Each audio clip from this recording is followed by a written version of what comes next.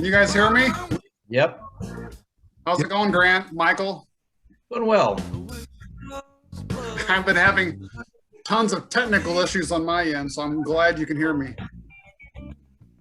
Okay, John, I just started broadcasting. We've got a slide up and a little bit of music. Let me get out of that. Okay. And we will let you take it away.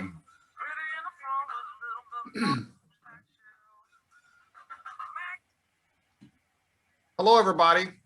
Welcome to the March meeting for the Eastern Missouri Beekeeping Association. My name is John Pazia, and I'm excited that we have Grant Gillard this evening to speak to us about spring management. I wanted to start off with a few announcements. One of the announcements is a sad one. The club has learned about a longtime member and very supportive beekeeper named Bob Graham that passed away. He was instrumental in my early years as a beekeeper. He was very open and welcoming to a lot of people to his bee yard, and his yard was one of the first yards I ever went to watch someone work bees. So anyone who knew him knew that he was very generous with his time and was a great guy. So he will be sorely missed. Some housekeeping. As we begin the webinar, at the bottom of your screen, you'll see a Q&A section. And the Q&A section will be used for any questions that you would like to ask Grant or any of the other panelists. The chat section at the bottom, you should use for any kind of technical questions that you might have.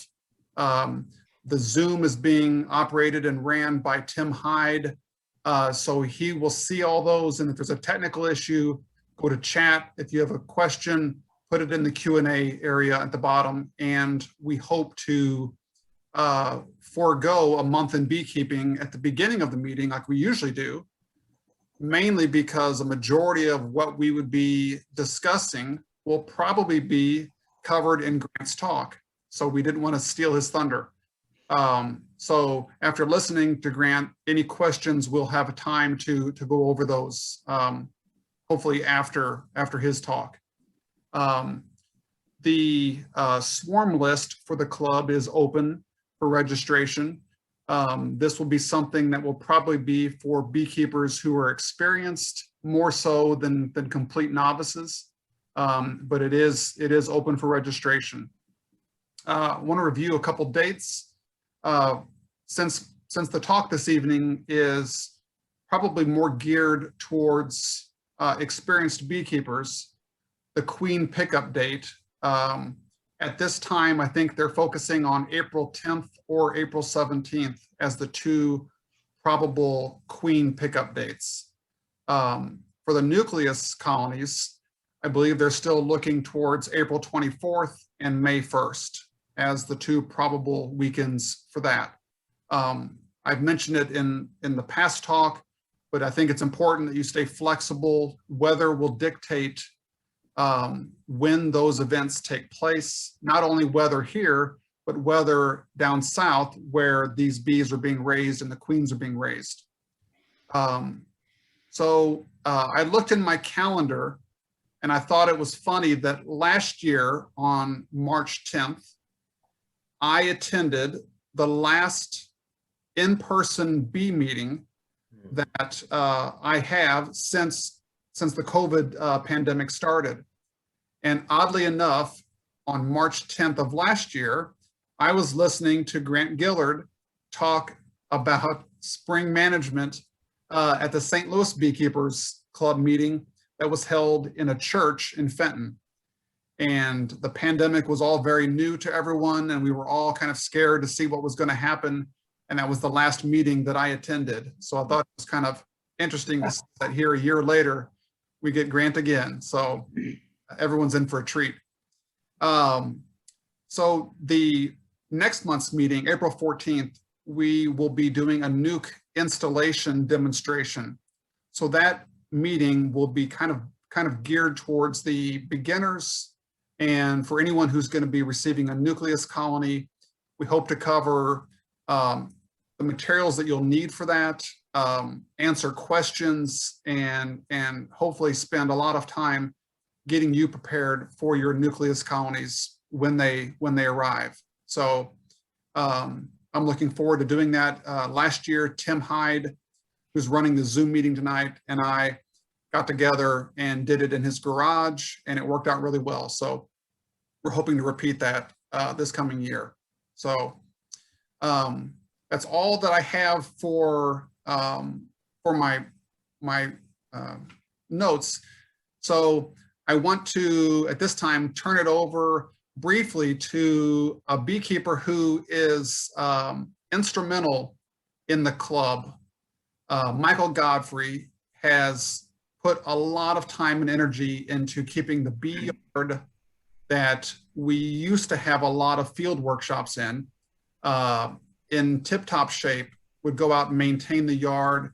He is a member of the steering committee and does a lot of work to make all the meetings possible, to do all the things. And he reached out to Grant to see if Grant could come out tonight. So I want to turn it over briefly so you see someone else's face who is key to the club's moving forward and allowing us to do these things. So I'll turn it over to Michael Godfrey. Thank you, John. That was too gracious. So I will just jump straight in because we're all here to listen to Grant. I am pleased to introduce Grant Gillard, a husband, father, pastor, published author and speaker, a beekeeper, and so much more. Grant is a published author and speaker at beekeeping conferences nationwide. He is a past president of the Missouri State Beekeepers Association, and he has done so much more just for beekeeping that I would be here for the hour just to speak. Grant's journey to beekeeping began while enrolling in college in the early 80s. He decided to take a class he was sure he could pass easily. As he grew up on a farm, he knew a bit about the world of insects. Entomology seemed a sure bet. Today, Grant operates his bee farm, Gillard Honey, in Holden, Missouri, using sustainable, chemical-free beekeeping practices. He manages 200 hives that produce raw, unfiltered, and pasteurized honey products. Please help me welcome Grant Gillard.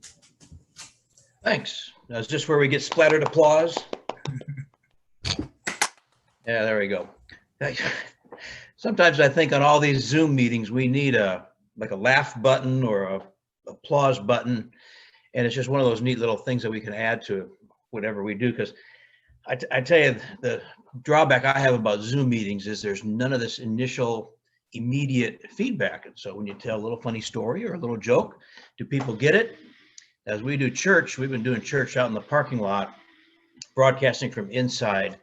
And we do Facebook, FaceTime, and YouTube channel. And so when somebody wants to laugh, they honk their horn outside in the parking lot, and that's where I get that information. But we're going to talk a little bit about overwintering and bringing colonies out of winter. So it's really this late winter, early spring. And this little slideshare.net, I'm going to post this. I'm going to post all these slides to that that website. They allow us to do all these things for PowerPoint, and this is going to be recorded, so you can always go back and take a look at it. Now let's see if I can do this or do this. Nope.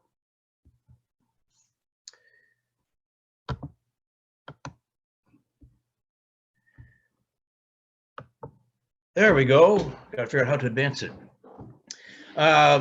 Over the last couple of years, my wife and I, we got family in Kansas City, and so we've been really planning and praying about moving, because we used to live down in the Cape Girardeau area, and you can see that by the orange and the yellow. It's a different forage zone, and so we moved up here to Holden. It's been a little different. but we've also got children in Kansas City area, and that was part of the draw, and aging parents and nieces and nephews, and they're all having their kids. So we've moved, and I moved a bunch of bees. I'm not at 200 anymore, just to try and make the move with some sanity. I cut back a little bit, but we're still selling honey, and this is the purpose why I like to raise bees. And I show this slide not really to brag or make anything look more than it is, but this is the context of why my wife and I raise bees. We love farmers markets. We like educating people. We like talking. And back before COVID, we could give samples. And why is this lighter honey a little different than the honey that's a little darker? And what's the taste and what's the flower source? And so we like to do this. And this is the context of why I raise bees, is my purpose. And so much of what I do and why I do it comes out of this purpose. And I tried to retire, but there's a little church that needed a pastor, and it was a brand new building. I thought, this is a good deal. So I'm very, very, very part-time. And what you're looking in the foreground there, that is turnips.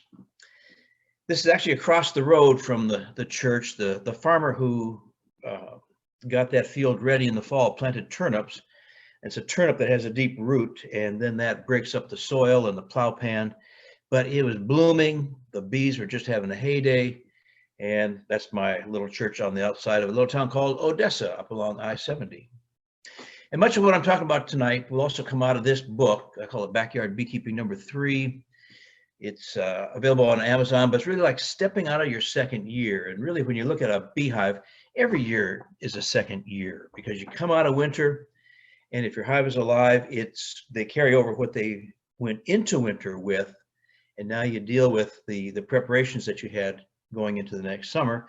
And then over the summer, we requeen, we split, they swarm, and basically we start the whole process over again. So you can find this on Amazon. And I'm always reminded, beekeeping seems to be a lot of work. And some people look at what I do and they go, oh my gosh, Grant, I don't think I'd ever want to keep that many hives. That's fine. But you always got to remember, beekeeping is really rather simple, but it's not easy. It's not easy to comprehend. It's not easy to anticipate. But really, when you look at the bees and what they need, it's really pretty simple.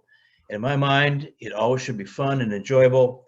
And if not, well, maybe you ought to go to backyard chickens or something that's equally as challenging. And a little quote that came up: your purpose in keeping bees will guide your management practices, as well as your intensity and how much time and energy and money you want to invest. And some people get really excited, and they like to micromanage their bees, and they like to work to keep from swarming. They like to focus on honey or maybe queen rearing. There's different ways to be a beekeeper, and none of it is better than the other. So as I like to say, when people come up to me and they got a question, they want to say, well, I don't want to collect any honey. I don't want to be like you. That's fine. You do you, I'll do me. And there's many different ways to do it. And as I share some advice, remember, advice is just an opinion based on experience. I have some advice for you on how to give your cat a bath, and it's based on experience. I also have an opinion based on experience on how you should never trust your brother-in-law to file your income tax return. Again, my advice is just an opinion, but it's based on experience, and maybe your brother-in-law is better than mine. We all have these different experiences. We all come from different places, and so our opinions vary. And what I find in a lot of bee meetings is we share a lot of opinions. That's great. Your opinion is based on your experience. And if you've had trouble raising queens, or if you've had trouble with swarms or small hive beetles or mites, the advice you give comes out of that context. Someone else may say, well, I know exactly how to get rid of these varroa mites. Different experience, different opinions. And there's just many ways to do it. And so much of what I share is how I do things, and it's what works for me. Which brings up this beekeeper's, the beginner's lament is, they say, just tell me the best way to keep honeybees. Well, is there a right way? Of course there is, but it's what way works best for you, not always for me. So I share what I do, and maybe you can take what I'm doing and then take some of the parts out of it and keep bees the best way for you. Well, I don't know about you, but down in this Kansas City area, we've had this thing called the pandemic. They shut everything down. They canceled the farmers markets for the first part of the summer. And, you know, we're supposed to quarantine. We're supposed to socially isolate. I had a little section of my yard, and I thought, I'm going to grow some sunflowers. Back in 2012, my oldest daughter got married, and she had this theme of sunflowers. My wife went to the florist to get ideas on buying sunflowers, cut sunflowers, to decorate the sanctuary and the fellowship hall and all this other kind of stuff. And oh my gosh, you talk about expensive. It was just outrageous. So back in 2012, we decided I could grow some sunflowers, and they're really quite fun to grow. Had a bunch of orange ones and yellow ones and red ones and white ones. And then the year after, they all volunteered and came back. So I decided this year, as long as I'm socially isolating in this pandemic, I had a section of yard. It was 56 feet wide, 279 feet long, and I rented this rototiller. And on a rather overcast day, somewhere in the middle of April, I decided I'd just till that sucker up. Turns out to be almost 1/3 of an acre. And that's a little bit of perspective. It's a good thing I didn't have anything else better to do, because it was an all-day project. And you can see how our house sits up on the hill there. You can see the honey shed behind. And the bees kind of sit up on this crest of this hill. And my goodness, the wind, it just blows like crazy. But I decided I would plant some sunflowers there, and, you know, just kind of beautify the area and have a benefit for the bees. This is what it looked like probably in June, maybe early part of July. All kinds of sunflowers were planted, and some were short. And you can see up on that left-hand corner, where on the left-hand side of the house, you can see we had some really, really tall ones. The tall ones just kind of grew in that area close by. And you can see in about the middle, there's my pointer. Right in here, you can see that's all foxtail. That's all grass. It was just pretty weedy. We got some down here in this foreground of Queen Anne's lace. So there's a lot of weeds, and I call it chaos gardening. But I spread out a bunch of different seeds, and they bloomed, and the bees liked them. This particular picture, this is a still picture, but I've got a video. That bee moves in, she picks up some pollen, and she backs out, and then her back legs begin to manipulate and comb her body and pack that little pollen basket on the back of her legs. She zooms in, she gets a little more pollen, and then she comes out, manipulates that dust, kind of cleans herself up, comes in. Fascinating little short video, but I found on Zoom meetings, a lot of videos just, they don't really work. But also had a lot of little of those emerald bees and a lot of native pollinators. This thing just attracted pollinators like crazy, bumblebees and wasps as well, but honeybees enjoyed it as well. This is another thing I planted last year. It's called the purple hyacinth bean vine. I wouldn't say the bees tore it up, but they enjoyed it. This is what it looked like. This is from one bean, and it grew up and it just covered, smothered that back deck. And that was my dog. She's watching the bees as they're working in there. And it was just, again, something during this pandemic to try and pass the time and to find some interesting things to work with. But as we move into this thing about coming out of winter, I think one of the greatest joys is finding a live hive in the spring. And of course, about 3 weeks ago, when we had this polar vortex just absolutely just roaring in on us,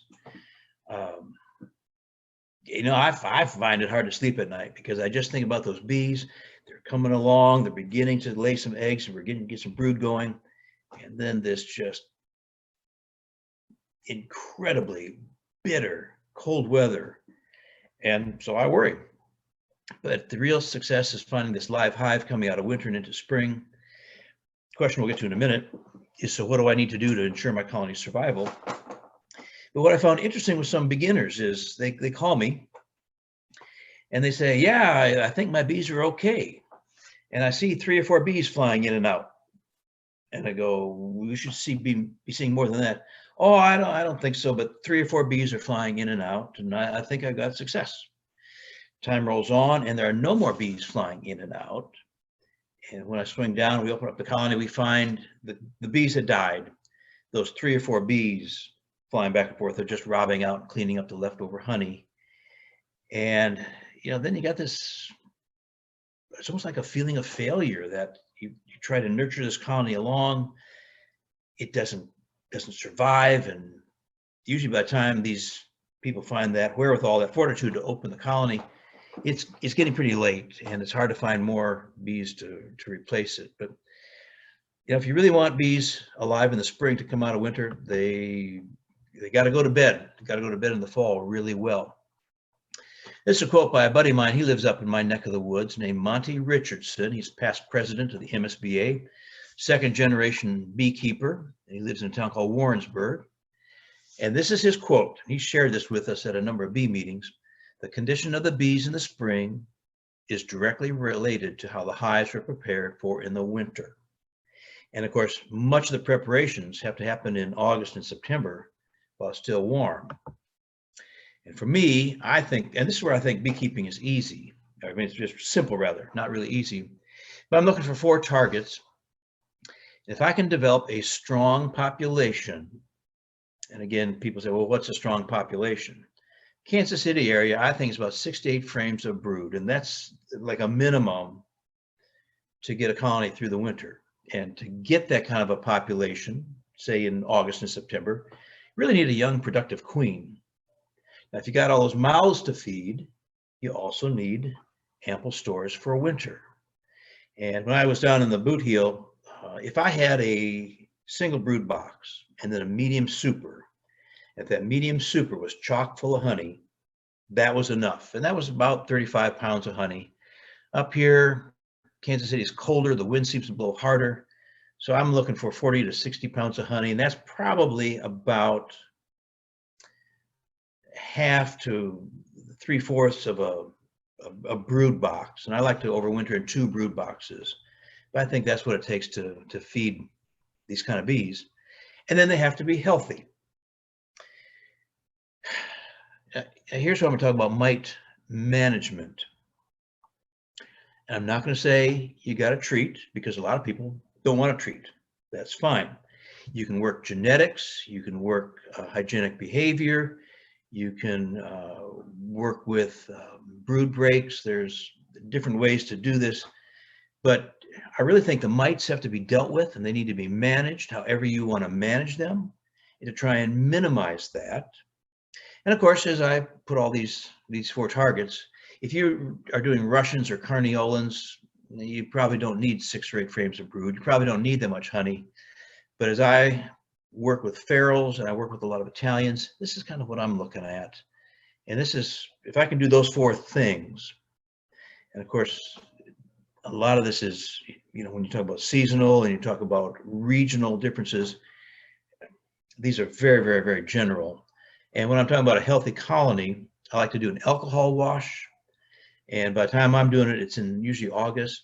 And one time I had a lot of time, I could pretty much do almost every colony. It took me a long time, because alcohol washes, you watch Randy Oliver and he can do them in about 5 minutes and just, he's done. And it takes me a little longer. But I'm looking for, in a half cup of bees, 6 or fewer mites. And that's a 2% threshold. Again, that's Randy Oliver's work. If it's more than that, then I may opt to some more aggressive kind of mite protocols. But for the most part, I like staying away from the chemicals. I really like formic acid. And some people say, well, isn't formic acid a chemical? It's an organic acid, and I like it. I don't use oxalic acid. A lot of people do. That's just not something I've opted to, because formic works pretty good for me. And I think if you got something that's working good for you, well, keep doing it. There's no need to ask me what I'm doing and feel the need to switch. You do you, I'll do me. But in mid-September, as I'm getting ready for winter, if I've got a weak colony, or perhaps it's a late split that just has not grown, I'll combine the weak colonies into the strong. Somewhere early on in my beekeeping career, if you want to call it that, I would combine 2 weak colonies because I didn't think the strong needed it. Well, weak colonies will probably die out. I still think I'm very optimistic. I'll look at a small colony. I think, well, if I give it more feed or if I give it some more frames of honey, no, it's never enough. It just seems it's a waste of time. So the weak colonies are combined into a strong colony because a strong colony can use those resources. The other option, and I've tried this occasionally, is to pull the frames of honey and the resources from a strong colony. And my assessment is it's a colony that can afford to donate those kind of resources to a weaker colony. We call it equalizing. But I keep coming back to the idea is, why is a weak colony weak? Was it a queen that didn't get mated well? Is it a mite protocol that hasn't gotten rid of the mites? Why are the weak colonies weak? And eventually, it just seems no matter what I do, I just waste a lot of time trying to nurse them along. And the longer you wait into the fall, man, it's hard to keep that up. And some hives, they just they can't make it. It's a failure to thrive and survive. And again, this is some of Randy Oliver's work. He says, just ignore those that aren't going to make it. Put your energy into those that show more promise and potential. And then I've been experimenting with some winter protocols. And this came out, I've been doing this now for 3 years. This is my 3rd winter. As we took 18 months to move out of the Cape Girardeau County up into Johnson County, we're trying to balance 2 households. And I'm trying to finish up with the farmer's market in Cape Girardeau County. I'm trying to move bees up here to Johnson County. I'm trying to clean up the bee yards down south. I'm trying to move stuff up here north. Incredibly stressful. I think if I had to do it all over again, I would just as soon sell everything and then move up with the checkbook and then start buying new and starting over. But I didn't want to lose that kind of ground, and I'm too cheap to do that. So anyhow, I had some hives that moved up here. They really were substandard colonies. They were neglected. The things I needed to do to control my mites moving from August and September didn't happen. They were light. And so I thought, well, I got to do something. I mean, I didn't want to consign them to a death sentence. So I got this idea to wrap them with 2-inch pink foam board. And I wrapped some with these ratchet straps. This one I left that alone just for fun. And the funny thing is, if you had asked me a couple of years ago, do I need to insulate my colonies? I'd say, no, you don't need to do that in Missouri. We used to wrap hives in Minnesota, but we don't need to do it in Missouri. Well, I was so derelict. I was so negligent in my management that I felt I had to do something. And this was kind of an act of desperation to cover my stupidity, or however you want to define that. And it did help me sleep at night. And here's just another picture. I left 1 or 2 hives in that area, like this one right here, just to see, does this really make a difference? Is this extra work worth it? Well, the cost to insulate it ran around $16 to $20 per colony. And 2 years ago, I kept really good records because I was really concerned about how this was going to work now on hives that were adequately prepared. Had around 80 hives, and in the spring lost about 8, which is about 10%. And that, to me, is a very tolerable loss. Now, the real question is, did it make any difference? And I'd have to say, no. The majority of the lighter hives with insulation unexpectedly survived. Some of the stronger colonies without insulation, you think they're good, don't need to worry about them. Well, a few of them unexpectedly died, and they had honey left on them. They had mite protocols that I would say were timely. And so the concession I really have to fall back on is there are many variables. And you always got to kind of be concerned when somebody says a beekeeper should always do this. Sometimes there's so many different variables. Doing this doesn't make any difference. And sometimes I hear beekeepers also say, well, you know, the honeybees, they're always going to do this. Now, that doesn't work either. There's just too many different ways to do it. So many different factors that when you do one thing, it's really hard to make everything else equal and then have a control group. So my thought process on through all this is that the cold doesn't really kill colonies. It's the moisture, implying really condensation.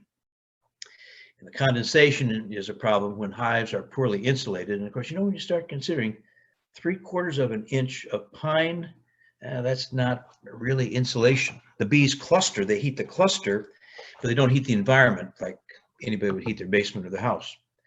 And then I've been doing this for years. I put this little piece of blue 1-inch foam board, and that was on the top to reduce the condensation that would come down from above. And kind of interesting on this one, see this little hole right here? That's a mouse. Mice seem to know where the warm temperatures are going to be. So coming out of winter, you know, you have to ask yourself, why did your hive survive? And I think if you can do those 4 things of having a very large population of bees with a good young queen, adequate food, and good mite protocols, it's really pretty simple. And hives survive remarkably cold temperatures. But if not, okay, if your hive did survive, what went wrong? I've had some calls from people who said their hive going like into September and October was very small, which raises the question, well, why was that cluster small? Was it because there was mite problems? Did they not have enough honey? Did the queen, is she old, not good mated? Again, there's so many different factors. But a lot of times when you open up a colony and the cluster is too small, sometimes it's too small that it can't move to a ribbon of honey that's just 2 inches away. Some starve, and of course, part of that starvation may be getting robbed out in the fall. There are problems with mites. The problems are really the viruses. And of course, sometimes you look at a dead colony and you don't know. So my focus is, if you don't know, well, don't get overwhelmed with blame.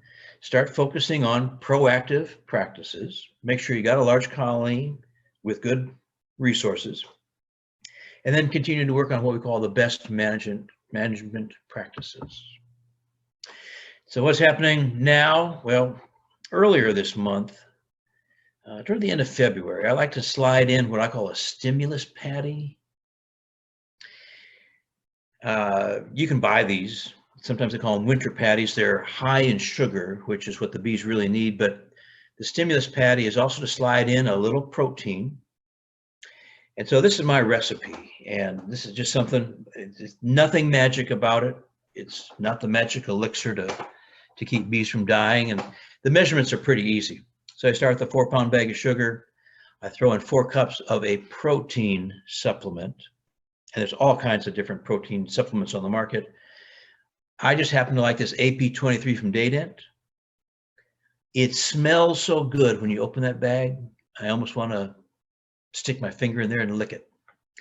And then to keep it moist, I add in a cup of liquid cooking oil, canola or olive or whatever you choose. And then instead of adding sugar and water, I like light corn syrup. And then I'll add, and part of the reason is because it seems to keep this protein patty, it doesn't let it dry out as much when I use light corn syrup as opposed to cooking any kind of heavy syrup. So 32-ounce bottle of light corn syrup is a pretty easy measurement. And then a couple of tablespoons of Honeybee Healthy, which may or may not be necessary, but you know, sometimes you think it may not help, but if it doesn't hurt, let's do it anyway. And then if you think you can mix this up in your kitchen blender, I'm saying no. It's gloppy, it's heavy, it's stickier than you can't believe. So I use my electric drill with this paddle that you use for mixing sheetrock spackle. And that stuff is so darn sticky. Next thing you know, you got it on your hands. You can see that drill got all messy. It's it's a mess. And then you got to try and scoop some out, and I put it between sheets of wax paper, and then hope that there's enough wax paper that it doesn't leak out, because that stuff, like I say, is really sticky, and the bees like it. Well, as you come out of winter, let's look at 3 major general scenarios. And I'm thinking somebody who's got like maybe 2, 3, maybe 4 hives.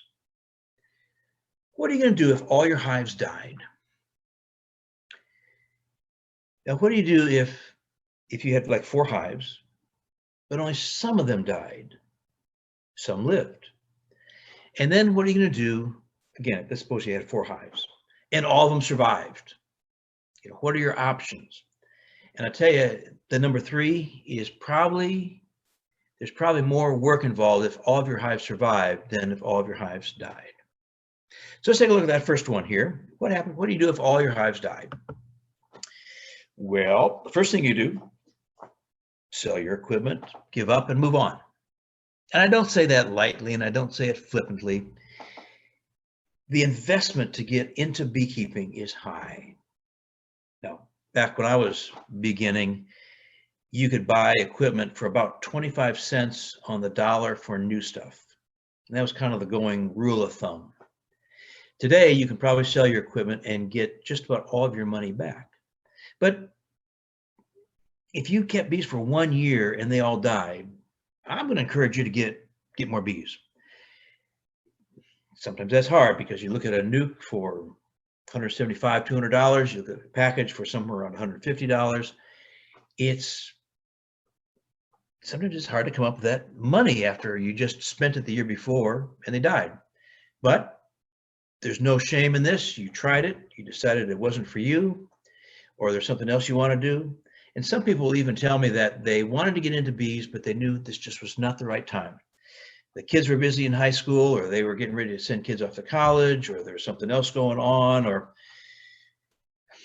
that's life. So if all your hives died, don't feel ashamed about selling your equipment, or put them in the garage. Save them for later when that someday comes that you want to do it again. So you can sell your equipment. The other option is to buy replacement nukes and packages. And again, that's more money, that's more cost, more investment. And depending upon relationships in your household, sometimes people who you share that household with may think there's a better place to park that money. But again, I don't want to seem too flippant to say, you tried it, don't worry about it. No, maybe give it another shot. And of course, you can also try and catch a swarm. Now, everyone likes to catch a swarm because they're free. Well, if you don't have equipment, then you got to go buy equipment, so they're really not free. My advice is leave your hives on the hive stand right where they are. Do not clean them up. Fight that urge to take them apart and scrape all the propolis out. Don't worry about that. For the swarm season, you probably won't have any problems with wax moths unless your colony died the year before and you do have wax moths. That's a different option. But if your colony was alive in the fall, it defended the colony from the wax moths, and it survived into the winter, now you probably don't have a wax moth problem. So coming into spring, I generally don't have any wax moth problems until July or August. So my suggestion is leave it where it is. Don't scrape it out. Don't clean it up. Leave the dead bees in there and slide a swarm lure in the entrance. And you can get a swarm lure today from any of the major suppliers. If you just want to use lemongrass oil, that also works. If you want to use something like a Swarm Commander, spritz it on a paper towel. Put that paper towel in a sandwich bag, a Ziploc, so it doesn't evaporate too fast. And then just leave your hive on the hive stand and see if you can't catch a swarm. Different places, swarms are more prevalent in different areas. And I always leave an empty colony on all my bee yards with a swarm lure in it, just on the event I might catch a swarm. And some yards are better at that than others. And of course, it's free. So I never, even if I don't have any problems with dead outs, I'll still put I'll put a swarm lure in a colony and just set it up, just kind of like throwing a worm on a hook. out to see what you can catch. Well, in terms of some good news, here's this guy named Kent Williams, and I've met him on a number of occasions, just a real sharp beekeeper. He was lecturing at a conference one time, and he said, well, I got some good news for you. He says, even if all your bees died, there will always be beekeepers who sell bees. You either have to learn how to manage your bees, or you pay for nukes and packages as replacements. So the only way to stay in the bee business, he says, is to simply not quit. But again, you know, year after year, pretty soon, it's expensive. And we had a couple that came through the farmer's market, and they said they kept bees, but they died. And my wife was very encouraging. And she says, well, you just need to catch a swarm, or you can talk to my husband. He'll make a nuke for you. And these customers, they both kind of teared up, and they said, well, we tried to keep bees for about 4 years, and they always died. And they said, we just can't take the grief. I guess it'd be kind of like getting a dog every year and having it die, and pretty soon you just gotta say, you know, I just can't do this anymore. And I get that. But the good news is there'll always be beekeepers who have bees for sale. So if you want to keep at it, more power to you. And there's always a debate, should I get packages or should I get nukes? The thing I like about packages is you can get them earlier. If you've got a dead out withdrawn comb, that provides a jump start on a package. Packages have a lower cost, but you know, at 150 bucks, they're still pretty expensive. And the neat thing is they can be shipped and delivered to your door. Even better than that, what I've learned in the working with the post office, the people in the post office, when you get to know them, can be really, really helpful. And they respect the bees. And if you go in there and you tell them they're coming, they'll help you with that. That's great. Shipping though, really expensive. And I think if you got a package for 150 bucks, which is a pretty good price, the shipping on it's going to be another $30 or $40. Just again, it's really expensive. I like nukes, and nukes, it's a higher cost, but they're going to be about 3 weeks ahead of a package if you got them at the same time. But you can't always get a nuke at the same time. What I like about nukes is there's already a queen in there. She's laying, she's been accepted. You've got brood in all different kind of stages. And when you put that nuke into one of your colonies, there are bees that are going to be hatching the next day. And that queen is going to be laying eggs the next day. And so there's less of a delay as with a package, because you got to wait for that queen to get accepted. You have to wait for her to get out. You got to wait for her to decide to lay eggs. The only problem with nukes is they have to be picked up. They can't be shipped. But somewhere, somebody's going to come up with a better mousetrap, and they're going to have a nuke that can be shipped. But I would also recommend local nukes, and not to have local bees necessarily. But there's a lot of beekeepers. If you found a dead colony, you could find a beekeeper who would make a nuke for you. And many will offer helpful advice. And this is the value, I think, of belonging to a bee club. And I think what I'm doing here is I'm just preaching to the choir, as they say, because if you're watching this this webinar, you're probably already part of a bee club. But the bee club is a place where you can connect and you can network. And if you've got colonies that died, you can find somebody who will order you some queens, because they know how to do that. They know where to order queens. They know when they can be shipped, and they can make those things we call splits, which is taking a normal colony and basically splitting it in half. And they can get that queen settled for you. And beekeepers are remarkably helpful people. So that's what to do if all your colonies died. Okay, what if some of them died? You could go with the hives that are alive and just ignore the dead hives. So for instance, if you had 4 colonies, let's go 2. You had 2 colonies. One died, one's alive. You could just nurture that live colony all summer long, harvest some honey, not worry about the dead hive at all. Or put a swarm lure in there, and maybe you can catch a swarm, or buy a package or a replacement nuke. Nothing says you always have to have 2. But if you've got 1, go with the 1, just ignore the other one, or buy replacements. Or you could take that live hive and you could split it. and fill your dead out. And this is one of the greatest reasons I tell people when you're starting out, go with 2 hives, minimum. If you've got the resources to buy 4 hives, even better. You learn from the different stages of development. You learn because one will always be stronger, one's always going to be weaker. And as you try and look at the differences, this is where the education happens when you inspect your colonies. So if you got a live hive, you can split it. Now the question is, do you buy a mated queen? Oftentimes you do a mail order, or like in the case of EMBA, they're going to have queens available that you can pick up to make your own splits, or you can raise your own queens.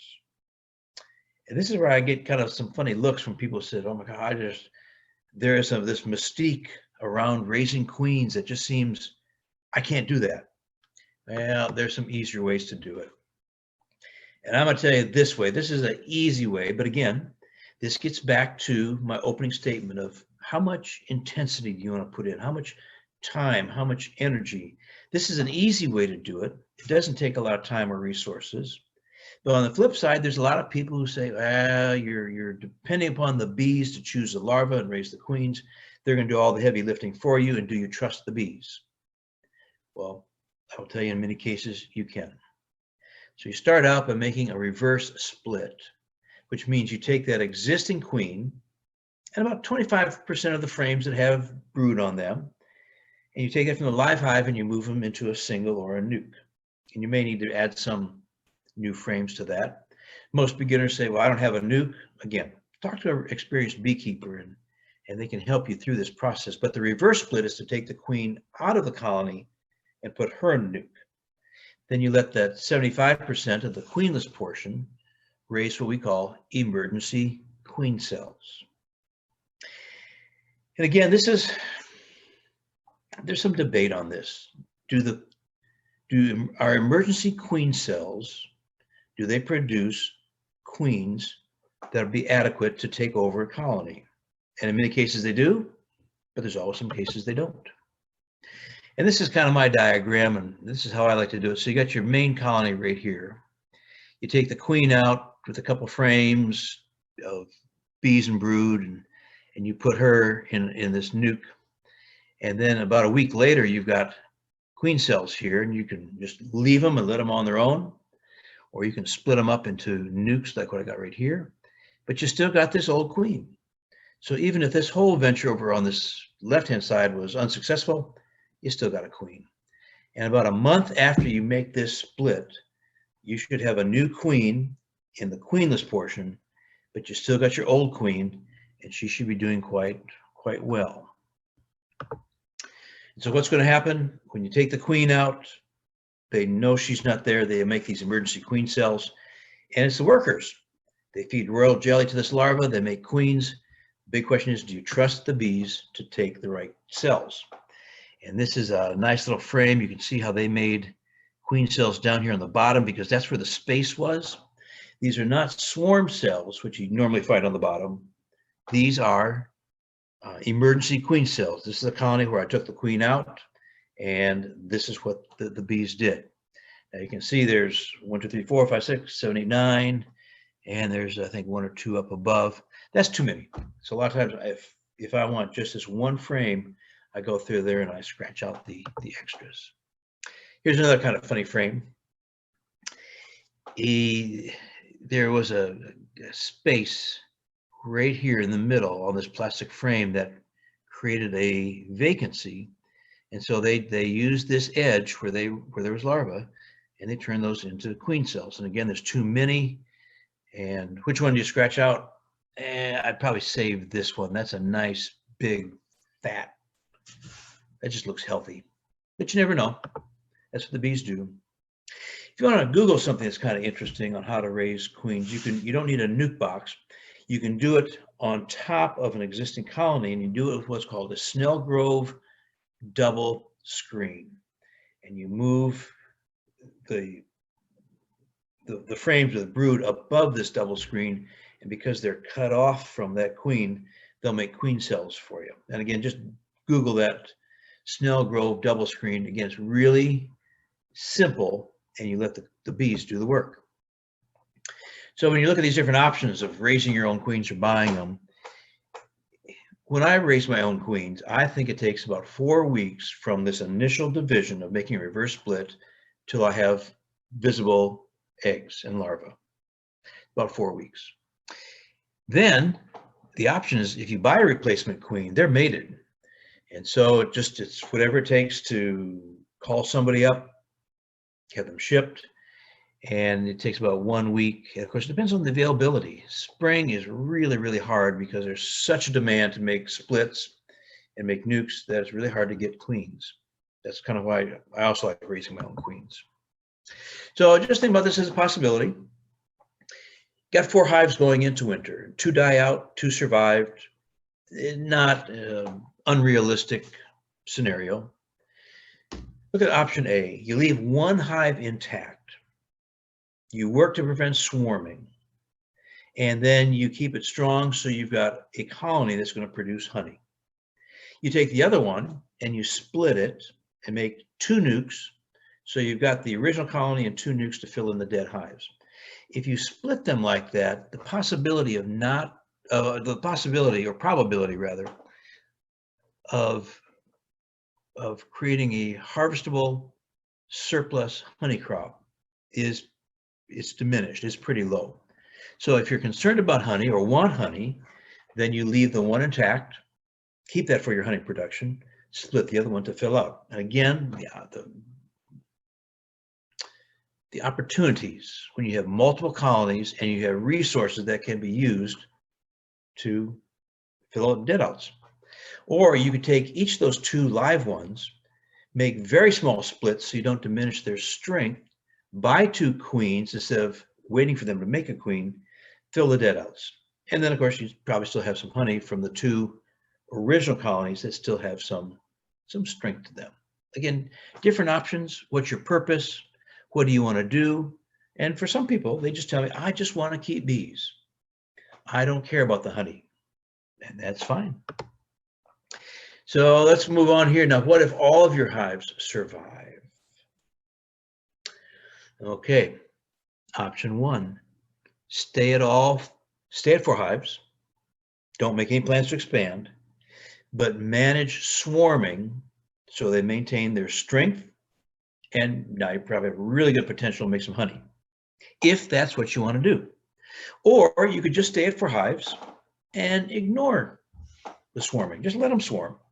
And for some people, that's perfectly okay. That's not an issue for them. I like to manage my bees for honey production, so I'm going to try and keep them strong and prevent my swarming. That's me. Like I say, you do you, I'll do me. But look at option number 3. What if you split some of the hives, made nukes? You could potentially sell nukes. What if you split some or all the hives, and now you have these nukes, and instead of selling them, producing some income, you expanded. This becomes kind of a, what do you call it? Maybe an attractive option. One of my beekeeping friends in Jackson, he got started, and when he got started, his wife said, where are you going to put these hives? We're going to put them in the backyard. Now, he lived in a rather large, expansive subdivision. Everybody had big yards. So 2 hives in the backyard wasn't really a big problem. And he told his wife, 2 hives, that's all I want, just 2 hives. We'll have all the honey we want. I don't want to sell it. I just want to use it for our own purposes. We'll give it away to our relatives, 2 hives. Well, the next year, he caught a couple swarms. Now, I don't know if they're swarms off of his colonies, but he needed more boxes. And then he began to discover that if you took some bees out of a box and put them in another box without a queen, they'd make a queen. And again, these are emergency cells. And you're really, if you're going to do this, you really need to have a strong split. So you got lots of resources so they make good queens. Well, next thing you know, by the 3rd year, he had like 30 colonies in his backyard. And the neighbors were getting nervous. His wife was getting nervous. And the funny thing is, one of the neighbors called me and was going on about this neighbor who had all these beehives. And of course, I kind of pretended I didn't know who the neighbor was talking about, I just suggested that the neighbor go over and talk to the beekeeper and just express the concerns. And maybe the beekeeper could explain the situation. And this again would probably run into a swarming, is that if you've got colonies and that colony is going to swarm, which they are, I mean, that's their DNA. They just love to swarm. Where's that swarm going to go? The swarm's probably going to cluster across the fence in the neighbor's yard. And so I think if you want to be a good neighbor, you really need to learn how to manage swarming. And if you can make a split by diminishing the strength, or diminish the strength by making that split, you reduce the swarming impulse, and now you've got another colony, which means you probably need to give it away or sell it to another beekeeper. Again, this is where I think things really get complicated when all your hives survive. But again, talk to a mentor, get involved in your bee club. There's a lot of resources, because there may be somebody, as you say, I've got to split my colony. There may be somebody else who says, oh my gosh, my colony died and I need a nuke. And my husband is just having all kinds of fits about the expense of another nuke. Just think how great it can be if you could help that other beekeeper by just sharing that nuke. I tell you, there's options all around us. But if you don't want to have them swarm, sometimes you just got to give them more room. This colony on the right, that was one that was managed to not swarm. And this has probably taken, late June. And this was down in the boot heel of Missouri, where the honey crop is a little bit later. This honey, the colony on the right, or excuse me, the left there, that was a split that I had made. It already expanded into 2 brood boxes. So managing swarming, it really, when bees get crowded and they can't find enough cell space, that triggers that sense we call congestion. Swarming can be prevented by giving them more space, really drawn comb, but you got to stay ahead of the colony's growth. Once they start swarming, now you've got swarm cells, and I think this is just a lot of lost effort when you try and control swarming. And then this idea of expanding the brood nest. There's a book down here, copyright 1944. And this guy, Edward Lloyd Seacrest, was back in the day a real prominent, he mostly was geared up for the smaller beekeeper, like the backyard beekeeper. And he had this method of, it's called demarrying, which is a very, very old process. But you add a super drawn comb on top of a double brood box. That allows for some storage of that incoming nectar that takes the pressure off the congestion. Then he says you put above that super, you put a brood box of foundation. When you inspect the bottom brood boxes and you find a full frame of capped brood, which is going to contribute to the congestion, swap that capped brood to the top, take a frame of foundation from the top box, put that down below. And he makes a good point that it has to be foundation, because the bees will start using that for egg laying. If it's drawn comb, he says they'll start storing nectar there, which again contributes to congestion. Not this issue of American Bee Journal, but the next one, I talk about this. So when you think about these 3 big scenarios of coming out of winter, a lot of options here. And I think when you participate in a local bee club, you discover there are a lot of options, and you get a lot of resources, and there's a lot of people who want to help you. Now, you're going to get some good advice, and you're going to get some good advice that probably isn't as good as the other advice that you're going to get. So when you think about if all your hives died, what do you want to do? But if some of your hives died, how do you go about filling those hives that died if you wish? And then if all of your hives survived, this is where I think the real work of beekeeping comes in. If you really do a good job and you're a really attentive beekeeper, this is the penalty you pay. All your hives survived.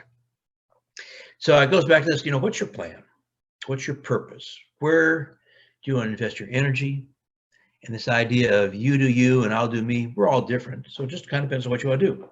And to me, sometimes it's just a numbers game. So if I want to take, let's say 30 hives through the winter, I'm going to lose some of those. But out of those 30, now I've got live hives that now become the resources to fill up the dead ones. So I don't have to buy queens. They don't have to expend extra money. It becomes more sustainable. And it also depends on your goals. There's people who sometimes say they don't want to make any honey. That's fine. Or if they want to make honey, they just want to give it away to their relatives and friends. And so if they get a little bit, that's all they need. But multiple colonies provide more options and resources. And when I think coming out of winter, it all depends on how many hives survived and what you want to do with the ones that died. Now, the last thing I want to do is just kind of point out this, tell a little story here to wrap things up. A fellow called me and he said he had bees in a water heater. And I'm thinking, my water heater's in the basement.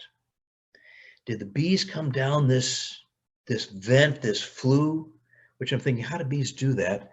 And how do bees get in a water heater? It'd be too hot. Well, it turns out this old iron water heater was laid out in the woods at this angle that you see here. And when I went out there, he had placed a little box. The box was about as big as a shoebox right down here below this entrance in the hole there. And he was hoping the bees would move into this shoebox sized box so he could make some honey. Initially, he called me and he said, how do you get bees out of a water heater? And again, I'm thinking, gosh, my water heater's in the basement. I tried to talk to him. He tried to answer my questions. He had questions that I couldn't interpret. And finally, he says, why don't you just come out here? So I drove 15 to 20 miles out to his farm. We walked out in the woods, found this water heater. And then he starts talking about, should I get a Sawzall? Should I get a cutting torch? And as I'm talking about, no, we just didn't know what to do with it. He finally said, why don't you just take this? So I smoked the bees back in at night. On the top here, there's my arrow. Right there is a piece of duct tape because all the comb is going to be straight. It's going to be plumb. And I wanted to keep that as straight as I could. So I set it up in my pickup truck, took it to a bee yard, and I put it out there. And I thought, what am I going to do with it? And I thought, well, I'm just going to let the bees be the bees. If they throw a swarm, maybe I can catch it, maybe not. Not that big a deal. All I knew is the bees were happy in this water heater. So I leaned it up against a fence post, about the same angle it was, and go, there you go, girls, just do your thing. Early the next spring, I walked out in this bee yard and kind of, there's still some snow and ice on the ground and the dead bees are being thrown out. And I just had this uneasy feeling that something wasn't right. And I didn't know what it was. And I walked around and just this unsettledness. As I looked around, I finally discovered this water heater was missing. And I think some deer hunter was coming through the woods because this farmer was very gracious in letting people hunt there. Probably saw this scrap iron. And this is back in the day when scrap iron had more value than it does today. And I bet they rolled that into their pickup truck and took it someplace. And I bet it, with all the honey in there, it probably weighed a ton. And needless to say, I wonder if anybody ever got the urge to cut that open or try and salvage anything out of there and found all that honey. But anyhow, you try and help people. Sometimes it works out, sometimes it doesn't.